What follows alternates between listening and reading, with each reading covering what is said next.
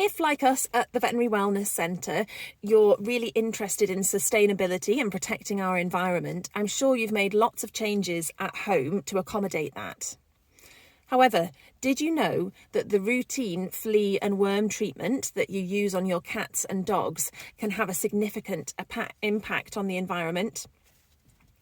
I'm sure lots of people haven't thought about it, but in fact, it's something that we want to really tackle. Two of the most commonly used substances are fipronil and neonicotinoids, such as imidacloprid.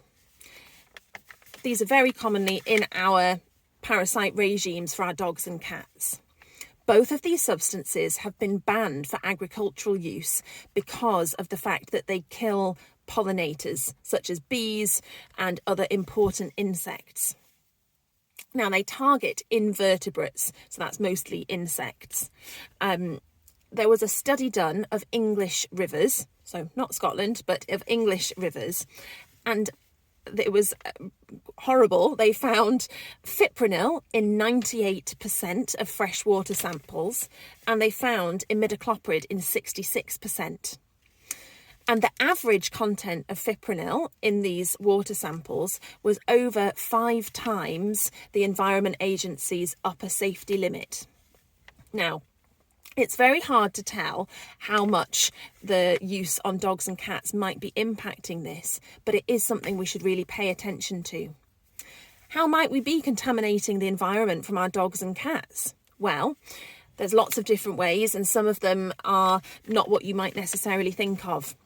One way that these drugs can get into the environment is after we've applied it to our dog or cat, is that we often wash our hands. Now that goes straight down the sink and into the waterways.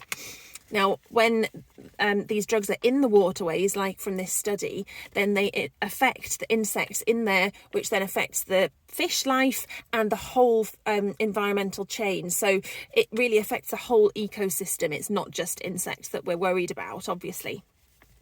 So number one is from washing our hands. Similarly, there are some products where it might say on the packaging not to let your pet swim after applying, but many of us don't read that or don't know that and aren't sure how important that is. And that's because it takes a certain time to absorb, and if the pet goes swimming, dog usually rather than cat, goes swimming before then it can wash off into the waterways. Another way is from us washing our pets' bedding. So that doesn't just include their beds, of course. Many of our pets sleep on our own beds, on the sofas, on sofa cushions. So if we're putting these things through the washing machine, then if it has drug residue on it, then it could wash away into the streams. And then the last way is actually through their stools. So some of these drugs go into the bloodstream and are processed by the body, and they're excreted in our pet stools. So this is why it's really important, if you've got an indoor cat and you're using these products, don't flush their poos down the toilet. Put them in a bag and either compost them or put them into landfill. And the same with dog poo. It's really important to pick up your dog poo, even if it's not on a path and they're just, you think, oh, they're right off the path, they're in the woodlands, it's fine. It's not fine, because these drugs could be leaching into the soil and having a really negative impact on our environment. And I know that's something that none of us want. None of us want that at all.